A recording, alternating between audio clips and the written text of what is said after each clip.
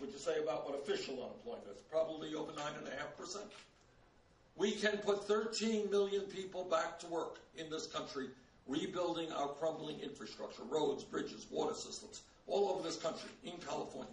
People are struggling with water. 13 million jobs rebuilding our infrastructure. We're going to have to rebuild our infrastructure at one point or another, hopefully. Let's do it now. Let's put our people back to work. We, as Secretary Reich indicated, we are the only major country on earth not to guarantee health care to all people. This is not a radical idea. Maybe a radical idea to the drug companies or the insurance companies, but guaranteeing health care to all people as a right and saving middle-class families money as part of that process, nothing radical about it. The United States should join the rest of the industrialized world. Right here at the University of California at Berkeley, yeah. I believe that in the year 2016, public colleges and universities should be tuition-free and we should lower student debt. Are these radical ideas? These are not radical ideas. Nobody thinks they're radical ideas. The opposition to all of these ideas are not that they're radical ideas, not that they're unworkable ideas. The opposition comes from the fact that, yes, we are stepping on the toes of Wall Street and corporate America and the wealthiest people in this country who, in fact, under my proposal, will have to pay their fair share of taxes. That's all that this is about. We pay for every proposal that we have brought forth, including rebuilding our infrastructure in terms of including making public colleges and universities tuition-free, including expanding and extending Social Security. And I'm delighted that just the other day President Obama voiced his view that that is what we should be doing. Nothing radical about what we're talking about. What we are talking about is the need, finally, to tell the billionaire class, corporate America, and their media, and other people that they cannot have it all. That we are going to transform America. We are going to address the real issues facing working families. So I want to thank Bob Reich not only for the great work that he does here at the University of California, not only for the many, many books that he has written, but for his outstanding tenure as one of the great secretaries of labor in American history. Thank you all very much. Yes? So according to the May jobs report, employers added just 38,000 jobs in May, which is the lowest number since September 2010. Republicans are blaming Obama's policies, but I wanted to get your take on what that report means for workers and why the report is so bad. Right. Well, Republicans blame Obama if it's too hot, if it's too cold, but maybe the Republicans might want to go back to the last months of the Bush administration when we were losing 800,000 jobs a month. All right? When we were running up the largest deficit in the history of this country, 1.4 trillion, and when the world's financial system, as a result of the illegal behavior and greed on Wall Street, was on the verge of collapse. Maybe some of my Republican colleagues might want to go back to 2000 and to when Bush was leaving office in 2008. But clearly, these reports, as the Secretary just indicated, these is not good. These are bad reports. These are bad labor reports. And what that tells me is that we need to put Americans back to work in a very significant way. And that tells me that we have to, among many other things, rebuild our infrastructure. $1 trillion investment over 5 years creates 13 million jobs. It also tells me that longer term we have to rethink our trade policies, because we have lost millions of decent paying jobs over the last 30 years as corporations shut down profitable manufacturing facilities in the United States to move to low-wage countries. So obviously this jobs report is bad news for American workers. More and more workers are giving up looking for work. Real unemployment is probably double the quote-unquote official 4.7%. So we have got to understand that there is a lot of unemployment in this country, a lot of underemployment with people working part-time when they want to work full-time, and that we need a major jobs program. And one of the best ways to do that is to rebuild our crumbling infrastructure. How do you plan to Yeah, implement? excuse me. Yes. Implement Yeah, right here. in Yeah. the Yes. process? David, How do you plan to implement? David, what's your question? Well, I was asking a question. Well, I'm asking David a You question. said David you occasionally can go. writes about the things. I defer to her for now. He occasionally writes about the things that we talk about. I occasionally do too. Well, not too often, but yes. But how do you plan to implement this into the labor issue that you talked about, into the platform of the National Convention, and at the same That time? wasn't what I see. That's the point. I'm You made talking this about the into label excuse me. issues that you Excuse just me. brought up. Excuse me. You made this a political question. Right now, what I am talking about is how we rebuild the American economy. Now, you're asking me, as I understand it, how we get this into the Democratic platform. And how would you push for that in the future? Well, right now, what the point of this press conference is to say Democratic National Convention or no Democratic National Convention. What Congress needs to do is to stand up for working families and the middle class. And we have an agenda to do that. And we need to raise the minimum wage to $15 an hour. We need to make significant reforms to our disastrous trade policies. We need to rebuild our crumbling infrastructure. Think about this. Paid family and medical leave. I used to say the United States was the only major country on earth. It's not only major countries. Poor countries all over the world understand that when women have babies, they have the right to stay home with those babies. We're one of the few countries. That's what we have to do. And what we have to do is join the rest of the industrialized world and guarantee health care to all people as a right. I'm a United States Senator from Vermont, and I hope to be President of the United States. And I'm going to do every damn thing that I can to make sure that Congress starts representing the interest of working families rather than wealthy campaign contributors. Yes? Senator, you just talked about these massive legislation to create jobs. Now, Donald Trump is a businessman and says he actually has created jobs, so why should Americans believe that you can do the job better? Well, Donald Trump has also created 4 bankruptcies. Because I have a record as a United States Senator and a former Congressman of standing up for working families.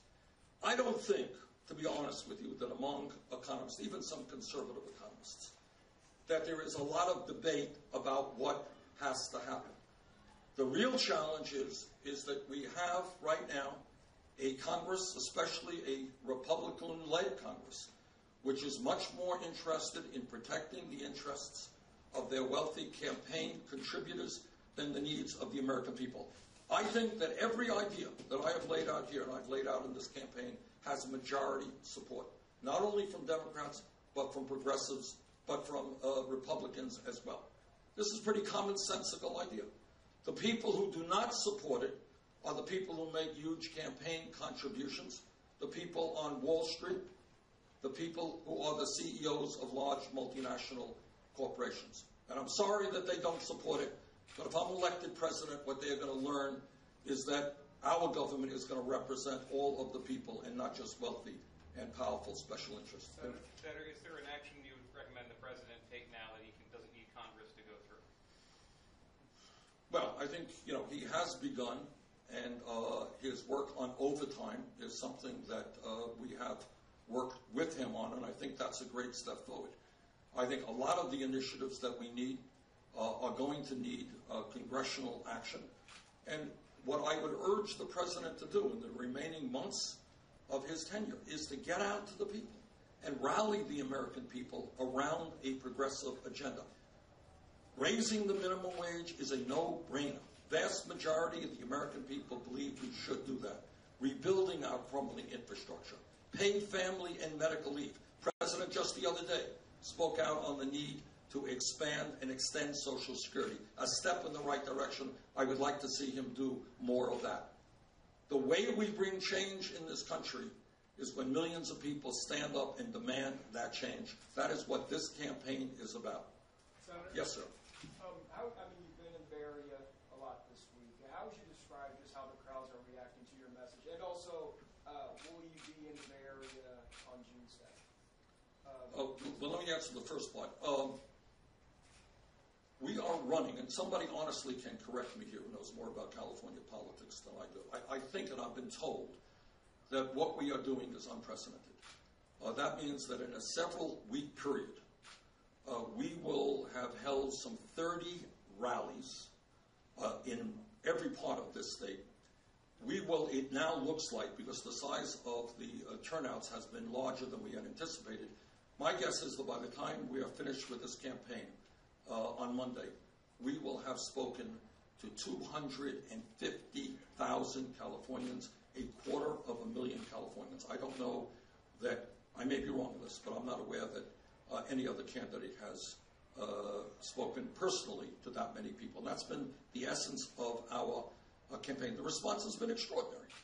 And that's the point that I'm trying to make here. None of these ideas are radical ideas. You know, these are common sense ideas.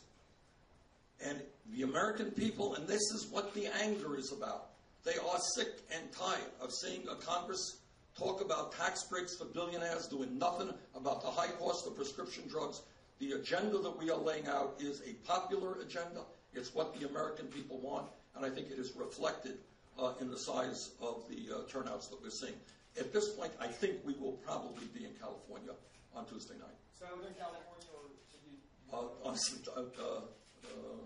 where are we going to be on San Francisco, right? LA. Oh, LA. Okay, we'll be in LA. Yeah. Hi. So, most academics and experts tend to agree on the issues of, climate change that's happening and agree that wealth inequality is increasing. But this election seems to show that a lot of the American people, at least, don't see that that's happening. Not necessarily majority. Don't see what is happening. Don't agree that necessarily climate change is happening. I mean, I'm not saying that it's the majority, but there are some Americans who don't. Some do, yeah. Right, and there's some contention over the facts. How would you, as president, shift the debate away from the facts and toward, what we should do? Well, I think that what has happened in recent years, and I would credit the Pope Francis, his encyclical on climate change is playing an important role. I'm on the Environmental Committee in the Senate.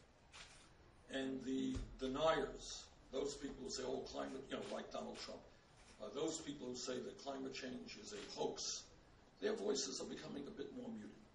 Because it's just hard to deny the evidence that the people of California see every day with drought, with the numbers that come out that every year seems to be warmer than the previous year.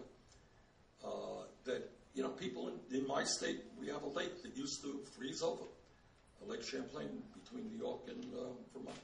It doesn't freeze anymore. People see this. So I would say that more and more people, and especially younger people, overwhelmingly believe that climate change is real, and they want to see real action. And one of the differences between Secretary Clinton and myself is I think that this crisis is so severe that we do need to impose a tax on carbon. And I understand that Trump lives in his own world and works with the fossil fuel industry. But I think that fewer and fewer Americans hold to that point of view. Sir? Yeah, so I wanted to talk a little bit about political revolution because that's been a big part Can of we it. stay on economics for a moment? Sure. Yeah, what was your question? Well, another question, because I do work for the university, is a bit about tuition because you've been talking about making tuition free. Yeah. So what do you think the model is to make that as tuition continues to rise? One of the problems that we have here at this university, or a controversy that we've had, is bringing in out-of-state students or students from other places. How do you respond to the controversy? I don't. I mean, I think, and Secretary Reich teaches here, he knows more about it than I do. But all over the country, including the University of Vermont, schools are scrambling and they're figuring out ways to bring in revenue. I look at it from a different point of view, and that's what this campaign is about, is looking at things from a different approach. And I understand that the Chancellor has a problem. But the way I look at it is different. The way I look at it is to say that we are the richest country in the history of the world. We have seen a massive expanse in income and wealth inequality. We have seen a rapid rise in millionaires and billionaires. We have seen a situation where large multinational corporations in a given year pay not a nickel in federal taxes because they stash their money in the Cayman Islands. And what I believe, and again, this is an idea that the vast majority of the American people agree with. Nothing radical about it. We live in a competitive global economy.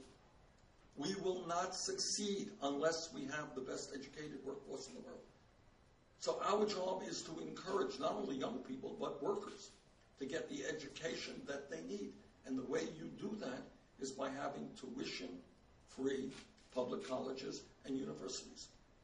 And that is an idea that is supported by people all across the spectrum will understand how important education is to our country, and we pay for that. We pay for it through a tax on Wall Street speculation. That's what we do, you know. What the conventional wisdom is about is Wall Street's greed and illegal behavior destroyed the economy. Of course we're going to bail them out. Why would we not bail them out?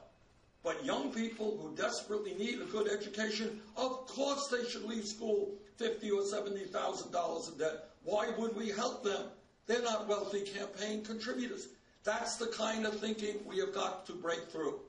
All right? The needs of young people in this country and the future of our economy is as important as Wall Street. Okay, maybe just a few more questions. From people who haven't been traveling with me. Anybody here from California? Yes, sir. Yeah. Senator, you talked a lot about a lot of anger among the American people, and that anger was palpable on the streets of San Jose last night. It was scary. Some of those protesters there who were engaging in violence identified themselves as Bernie Sanders supporters. Whether they are or not, who knows? Right. What are your thoughts on what happened? What do you say? Well, my thoughts are very clear.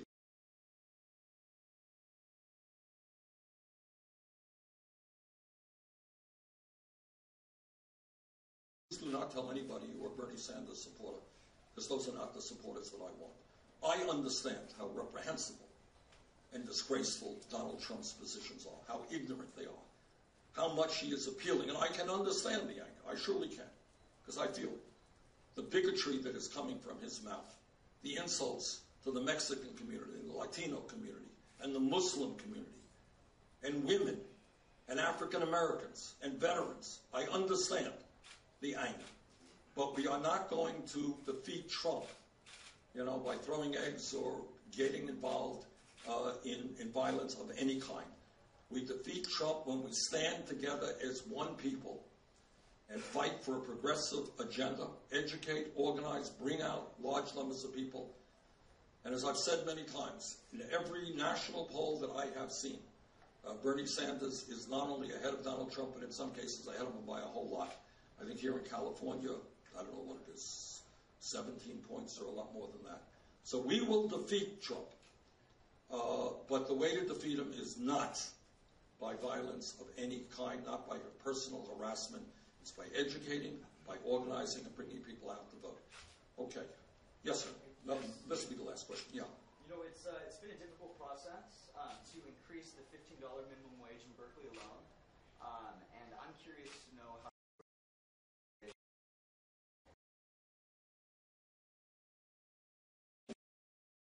But let me give you another sense. If we were sitting here 5 years ago and somebody said, you know what, I think we should raise the minimum wage to $15 an hour, that thought would have been incomprehensible, right? That's more than double the current federal minimum wage. So I think in recent years we have made real progress on that, primarily because of the courage of fast food workers who went out on the street, who went on strike, who demonstrated and told this country they can't make it on $7.25 an hour. So I think all I can tell you, and Secretary Reich made the point, that when we raise the minimum wage to $15 an hour, it will eliminate poverty for millions of people. It will give single mothers the ability to raise their kids in dignity, with dignity.